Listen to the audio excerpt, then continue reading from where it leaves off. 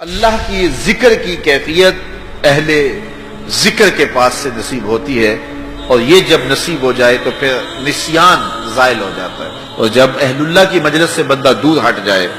تو پھر کیا ہوتا ہے کہ پھر بندہ خدا سے غافل ہونا شروع ہو جاتا ہے، نمازیں چھوٹنے لگیں گی، سستی ہوگی، غیبت، برائیاں اور کیا کچھ زندگی کے اندر پیدا ہو جائے گا۔ وہ کسی زمانے میں ایک گاؤں کے مولوی صاحب کے بارے میں یہ خبر پہنچی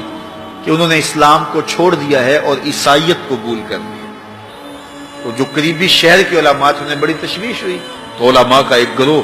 ان کے پاس گیا اور جا کے کہا حضرت ماجرا کیا ہوا؟ انہوں نے کہا جی میں ایک دن نماز پڑھانے کے لیے صبح فجر کے وقت نکلا،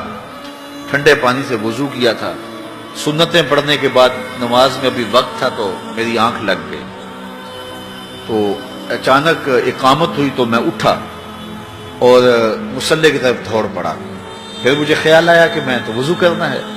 لیکن میں مصلی پہ کھڑا ہو چکا تھا،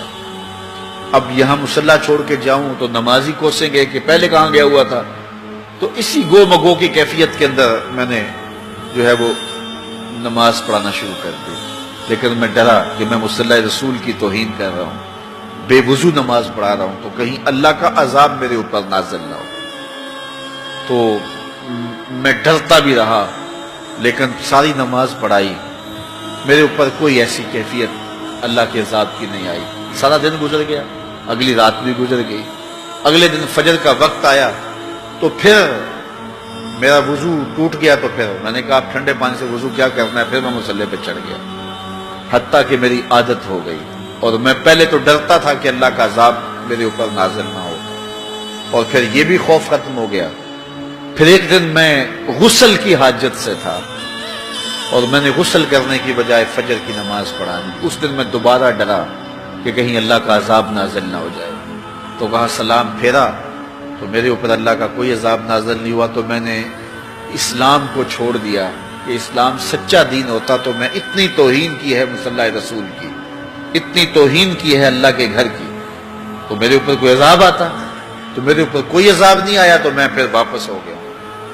تو میں عیسائیت قبول کر لیا۔ تو علماء نے کہا کہ تیرے اوپر کوئی عذاب نہیں آیا، اس سے بڑا عذاب کیا ہو سکتا ہے؟ رب نے اپنا دین چھین لیا ہے، اس سے اور بڑا عذاب کیا ہو سکتا ہے؟ اس نے اپنا پیارا دین، محبوب دین تجھ سے چھین لیا ہے، اب جا بھٹکتا پھر، دھکے کھاتا پھر، تیرے سے وہ جو نور تھا وہ تو ہم نے نکال لیا، اب ایک بت رہ گیا۔ یہ سزا کتنی بڑی سزا ہے، لیکن انسان مادی سزاؤں کو سزا سمجھتا ہے، وہ سمجھتا ہے کہ دولت چھین لی جائے گی، کاروبار بند کر دیا جائے گا،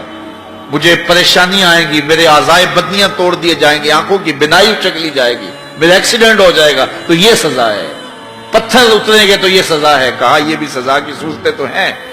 لیکن یہ سزا اوروں کو دی جاتی ہے، لیکن یہ کتنی گہری سزا ہے۔ فَأَنْسَاهُمْ أَنفُسَهُمْ، انہیں ان کی ذاتوں سے بے خبر کر دیا جائے، انہیں پتہ ہی نہ ہو کہ ہم دنیا پہ آئے کس لیے ہیں، مقصد حیات کیا ہے۔ ساری زندگی یوں گزار کے چلے گئے جس طرح ایک جانور گزار کے چلا جاتا ہے، کھایا پیا سویا آرام کیا چلے گئے، صرف اپنی خواہشات نفس کی تکمیل میں زندگی گزار دی۔ وہ تجھے اشرف بنایا ہے، تیرے سینے میں دھڑکتا دل رکھا ہے، تجھے اس نے اپنی امانتوں کا امین بنایا ہے، تو یہ بوجھ اٹھا کے چل پھر رہا ہے، اور اگر اس نے اس کو اتار دیا تو پھر یہ بہائم اور چوپایا ہو گیا۔ اولئک کالانعام بل ہم اضل، فرمایا یہ چوپایا ہے، چوپائے سے بھی بدتر ہے، اس سے بھی آگے چلا گیا۔ تو اس لیے جب اس سے وہ دولت ہی چھین لی گئی تو اس کے پلے باقی کیا بچا؟ واللہ مجھے اور آپ کو توفیق دے کہ مقصد زندگی ہمارے ہاتھ میں آئے، جس لیے ہماری تخلیق ہوئی ہے، اللہ کی معرفت حاصل کر وہ دولت ہمارے ہاتھ آ جائے۔ اگر وہ دولت نہیں ہے تو ساری زندگی برباد گزر گئی۔ اس لیے خندق کھودتے صحابہ پر جب پیار آیا تو یہی کہا اللہم ان العیش عیش الآخرہ فاغفر للانصار والمہاجرہ، اے اللہ زندگی تو حقیقت میں آخرت کی زندگی ہے، میرے انصار کو بھی بخش دے، میرے مہاجروں کو بھی بخش دے۔ تو زندگی مانگی تو وہ آخرت کی زندگی مانگی۔ اللہ مجھے آپ کو اس مختصر زندگی کو یاد الہی میں گزارنے کی توفیق دے۔